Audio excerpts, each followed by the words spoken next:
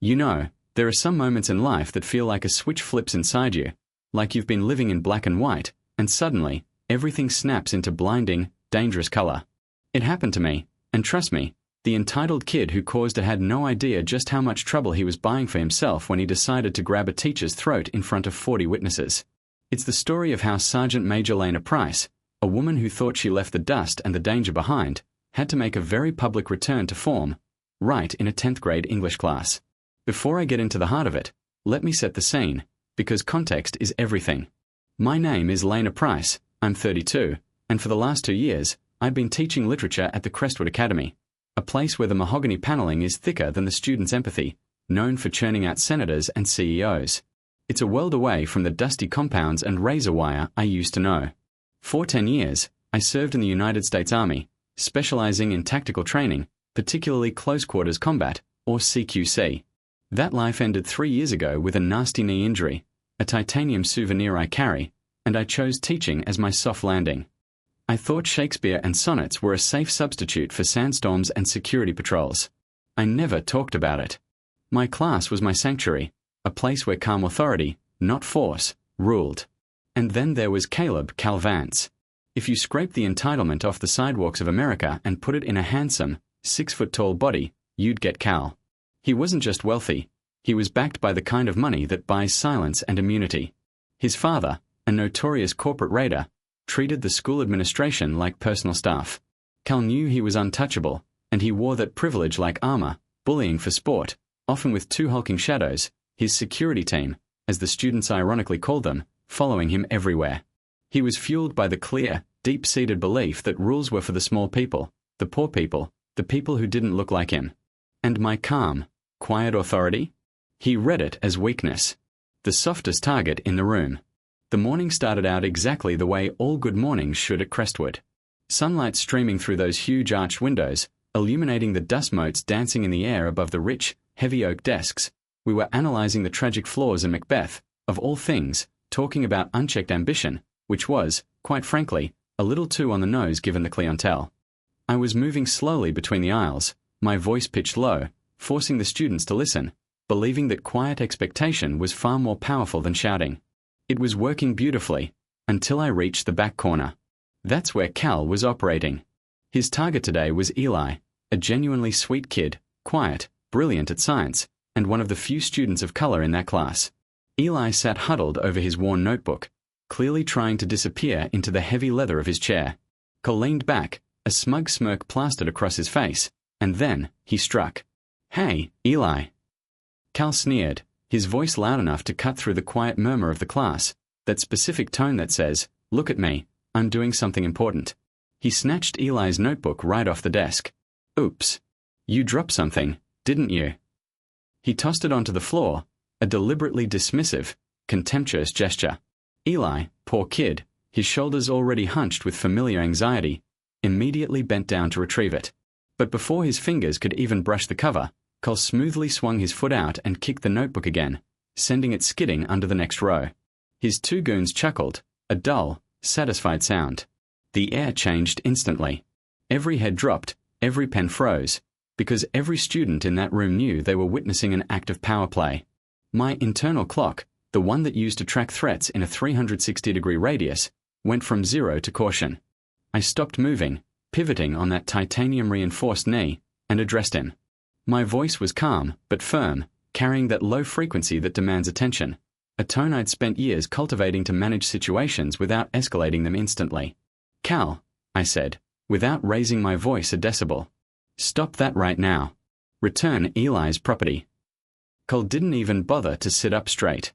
He just rested his chin on his hand, leaning forward, challenging me with his eyes. "Or what, Ms. Price?" he asked, dragging out my name with mocking emphasis. "What exactly are you going to do?" He wanted me to threaten detention, to mention his father, to raise my voice, to show weakness. I did none of those things. "Or you'll show everyone just how childish you truly are," I replied, steady as ever. A ripple went through the room, a collective, silent gasp. The students hadn't heard a teacher talk to Cal that way before. They expected a retreat. Childish. Cal chuckled, trying to recover his swagger, but I saw the smirk waver, the tightening around his jaw. Lady, I'm not a kid. Don't talk to me like one. I took 2 slow, measured steps closer, stopping right beside his desk. My posture was open, non-threatening, exactly the way you move when you need to be perceived as harmless. Then act like it right now, I told him, looking him straight in the eye. You're embarrassing yourself, Cal. And then, a tiny, almost inaudible laugh bubbled up from the front row, a quiet, nervous reaction to my public dressing down. That laugh, small as it was the breaking point. Cal's pride, his whole armor of untouchability, cracked. He couldn't stand being laughed at, especially by the small people. His face flushed a dangerous, angry red.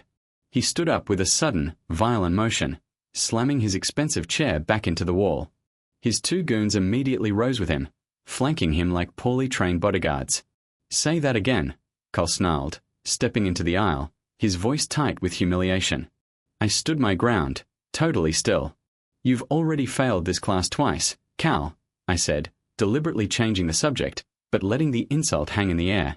Maybe you should stop worrying about acting tough and start worrying about passing. The room erupted, not in malicious laughter, but in shocked, nervous giggles that were impossible to suppress. It was over for him. He was losing control, and worse, he was being mocked. That was the moment rational thought left his brain, replaced by pure, entitled rage. With a loud, guttural yell, Cal lunged forward. He shoved me hard against the wall, the impact knocking the air from my lungs for a split second, and then his hand clamped down, hard, around my throat. Gasps filled the classroom. Books crashed to the floor. I heard a distant, high-pitched scream. Time didn't stop, but the world simplified into an urgent, immediate threat. His grip was surprisingly strong, fueled by adrenaline and blind anger, and the air immediately began to restrict. But in that instant, the exact second that physical pain and violence crossed the line, the switch flipped. The English teacher disappeared. The soldier came home. My breathing slowed down, becoming shallow, controlled, and my perception went hyper-focused. The soft light of the classroom vanished, replaced by the stark, urgent reality of a close-quarters threat. 10 years of rigorous training flooded back, overriding everything else. He thought he had me, pressed against the wall, his hand crushing my windpipe, but in less time than it takes to blink, everything changed. My mind didn't process the action. My body just executed the protocol.